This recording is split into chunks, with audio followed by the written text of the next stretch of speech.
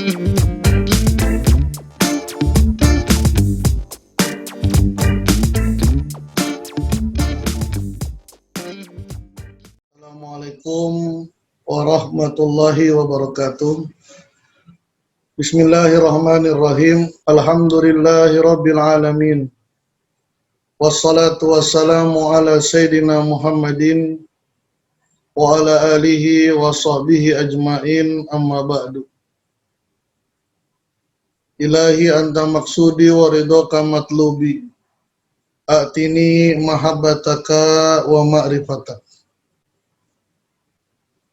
Ashabal fadilah, ahli silsilah Thariqah Qadiriyah Naksabandiyah Pondok Pesantren Suryalaya, wabil khusus Syekhuna wa murabbi arwahina, pengersa Abah Awas Qaddasallahu sirrah.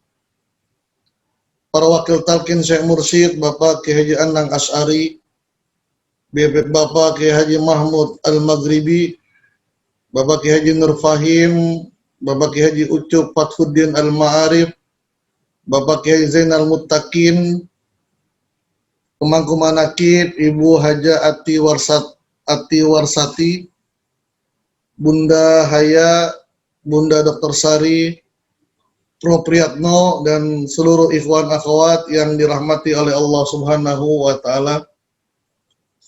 Kita memasuki bulan Zulhijjah.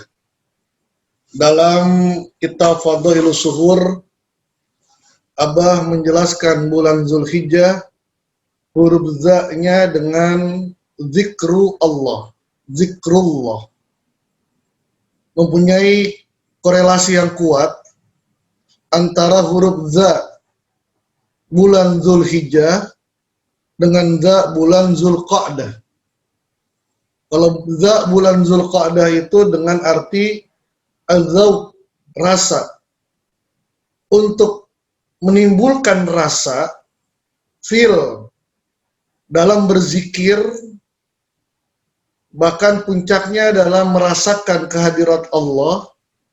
Tidak ada cara lain kecuali, tidak ada cara lain yang paling kuat, mungkin ada cara-cara yang lain laginya, tapi cara yang paling kuat adalah zikru Allah, zikir khafi. Abah menjelaskan dalam zikrullah ini adalah zikir khafi, zikir yang ditanamkan oleh guru mursyid, yang tidak bisa diganti dengan apapun kecuali dengan kalimat itu. Tidak bisa diganti dengan kalimat la ilaha illallah, tidak bisa diganti dengan kalimat subhanallah, hanya lafaz Allah yang diulang 2 kali. Dan itu tidak bisa dilakukan kecuali melalui proses talqin zikir. Kenapa bisa seperti itu? Karena zikir khafi itu bukan di luar, tapi di dalam. Maka harus ditanamkan terlebih dahulu. Inilah hakikat daripada talqin zikir. Menanamkan lafaz Allah, menuliskan lafaz Allah yang digambarkan oleh para alim ulama kaum sufi, melukiskan tulisan Allah dalam hatinya. Dengan siapa? Dengan apa? Dengan qalamullah, dengan qalamnya Allah. Apa itu? Guru mursyid. Ada kisah menarik tentang zikir khafi. Zikir khafi ini dicetuskan oleh Syekh Abdul Khaliq Al-Qaddawani, atau sering kita sebut dengan Syekh Khawajikan. Khawajikan artinya Syekhul Masyayikh, gurunya para guru. Karena beliau ini puncaknya, di bawah beliau itu Syekh Arif, di bawahnya Syekh Mahmud, di bawahnya Syekh Ali Arumaiti, di bawahnya Syekh Baba Sammas, di bawahnya Syekh Ali Kulal, dan di bawahnya Syekh Muhammad bin Muhammad Bahauddin Al-Uwaisi, An-Naqsyabandi. Jadi beliau di situ guru daripada seluruh guru. Dalam kitab Kawakibud Durriyah fil Hadaik Wardiyah, ini kitab menceritakan tentang Masyayikh Naqsyabandiyah. Masyayikh Naqsyabandiyah, dari baginda Rasul sampai terakhir, dan ini sampai kepada Syekh Bahauddin An-Naqsyabandi. Di sini dijelaskan ketika Syekh Khawajikan belajar tafsir. Syekh Khawajikan guru mursyidnya adalah Syekh Yusuf Hamadan. Tapi beliau belajar ilmu dari mana saja. Maka salahlah orang ikhwan yang mengatakan nggak boleh belajar kepada siapa-siapa kecuali kepada guru mursyid. Ini salah sekali. Boleh belajar kepada siapa saja. Belajar fikih kepada Kiai Zainal, belajar tafsir kepada Kiai Ucup, silakan. Tapi untuk mengamalkan amalan, janganlah mengamalkan amalan kecuali yang diamalkan oleh guru mursyid. Abah itu dalam kitab Fathul Jalil, dalam kitab termasuk Fadailus Suhur, beliau tidak hanya mengutip perkataan Abah Anom saja, tapi banyak ulama-ulama yang dikutip oleh beliau. Mengutip perkataan ulama adalah menjadikan guru mereka itu sebagai guru. Jadi silakan punya guru banyak, tapi kalau mursyid cuma satu. Jangan mempunyai mursyid lebih daripada satu. Kenapa bisa seperti itu? Karena kalau kita berobat ke Fatmawati, berobat jantung, karena ini penyakit dalam.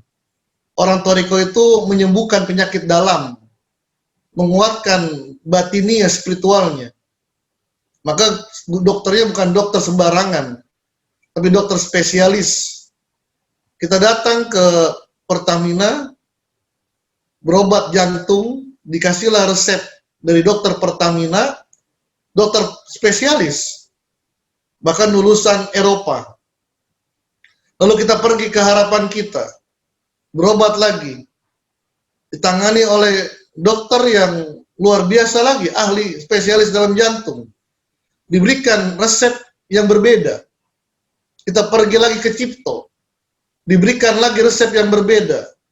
Kalaulah semua obat itu kita konsumsi, obat dari Cipto, obat dari Fatmawati, obat dari Harapan Kita, kita konsumsi semuanya, maka bukan sehat, tapi malah menghancurkan tubuh kita. Itulah guru mursyid. Kalau guru silakan mengambil guru dari mana saja. Termasuk Syekh Khawajikan. Beliau belajar tafsir kepada Syekh Sadruddin. Ketika sampai kepada firman Allah, ud'u rabbakum tadarru'a wa khufiyah, innahu la yuhibbul mu'tadin. Berdoalah kepadamu dengan penuh kekhusyuan, ketundukan, dan ketakutan khafi. Sesungguhnya Allah tidak suka kepada orang-orang yang melampaui batas. Bisa dilihat surah Al-A'raf ayat 555. Berkata Syekh Khawajikan, ma haqiqatu zikril khafi. Apa itu yang dimaksud dengan zikir khafi? Wa kaifa tariquhu? Bagaimana caranya melakukan zikir khafi? Syekh Sadruddin, beliau pun seorang yang kasaf. Beliau yang sudah dibukakan mata batinnya. Maka beliau bisa menjawab itu. Tapi beliau tidak berhak memberikan ini. Inilah yang luar biasa. Kalau kita punya guru yang sudah spiritual, bukan ilmu syariat saja, tapi ilmu hakikatnya sudah dimiliki, seperti guru mursyid, maka ada hal-hal yang di luar daripada kebiasaan kita. Syekh Sadruddin seorang ulama, mufassir. Bisa saja beliau menjelaskan ma huwa zikrul khafi. mahakikatu zikril khafi beliau tahu. Tapi beliau seperti ada komunikasi, sehingga beliau tidak berani memberikan jawaban ini. Apa yang beliau katakan? Inna haza ilmu laduni. Sesungguhnya ini merupakan ilmu laduni, ilmu yang langsung dari Allah. Maka beliau tidak berhak mengajarkan ini. Wa insya Allah yajma'ukallahu ta'ala ala ahadin min awliyaih fayulakkinuka zikral khafi. Dan nanti dengan izin Allah kamu akan bertemu salah satu kekasih Allah, dan dialah yang akan mentalkinkan, fayulakkinuka zikral khafi. Dialah yang akan mentalkinkan zikir khafi. Tidak langsung dijawab. Maka Syekh Wajikan, Syekh Abdul Khalik Al-Qaddawani, beliau menunggu bisyarah disampaikan oleh gurunya. Apa yang dimaksud dengan, siapa yang dimaksud dengan min auliyai? Ada kekasih Allah nanti yang akan datang kepadamu, yang mengajarkan kepadamu. Ternyata Ja'a Khidir alaihi salam, datanglah malaikat Khidir alaihi salam. Datanglah Nabi Khidir alaihi salam. Beliaulah yang mengajarkan zikir khafi kepada Syekh Wajikan dengan cara yang unik. Annahu amara ayang gomisa fil ma. Syekh Wajikan disuruh memasukkan kepalanya ke air. Bahkan dalam cerita yang lain, ketika beliau berzikir, hanya saja zikirnya yang beliau baca itu la ilaha illallah Muhammadur Rasulullah. Itu yang beliau baca. Ini dalam kitab ini. Beliau baca, disuruh baca walaqannahul wuqufal adadi, disuruh ditalkinkan dengan zikir la ilaha illallah Muhammadur Rasulullah. Terus zikir la ilaha illallah Muhammadur Rasulullah. La ilaha illallah Muhammadur Rasulullah. Kemudian diperintahkan untuk menyelamkan kepalanya. Ayang ghamisa fil ma, atau ditarik kepalanya sampai masuk ke air. Maka beradalah kepalanya di dalam air. Dan disuruh terus berzikir, terus zikirnya, terus baca la ilaha illallah Muhammadur Rasulullah. Apa yang terjadi? Tidak mungkin dia membuka mulutnya di dalam air, karena akan masuk air. Tapi wa yazkur biqalbihi la ilaha illallah Muhammadur Rasulullah. Maka Syekh Wajikan berzikir dalam hatinya dengan mengucapkan la ilaha illallah Muhammadur Rasulullah. Bacaan ini tidak sama dengan apa yang diajarkan oleh guru kita. Maka mana yang kita pilih? Ya, yang diajarkan guru kita. Itu lafaz Allah yang diulang dua kali. Jangan ditambah. Begitu pula zikir la ilaha illallah, la ilaha illallah, baca itu saja. Tapi kan Ustaz, dalam kitab ini ada la ilaha illallah. Iya, nggak ada masalah. Tidak salah itu. Maka Abah Sepuh itu mengatakan jangan menyalahkan ajaran orang lain. Gak salah. Sohib pengarang kitab ini mengatakan bacanya la ilaha illallah Muhammad Rasul tidak salah. Cuman yang dikasih resep obat oleh guru kita itu adalah membaca jaharnya la ilaha illallah, la ilaha illallah, la ilaha illallah. Di akhir itu semuanya baru membaca Sayyiduna Muhammadur Rasulullah Sallallahu Alaihi Wasallam.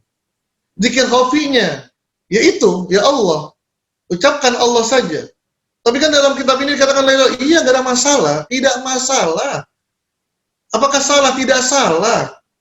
Mereka punya cara yang beda, punya cara yang lain. Kita juga punya cara yang lain. Mereka punya resep, kita punya resep.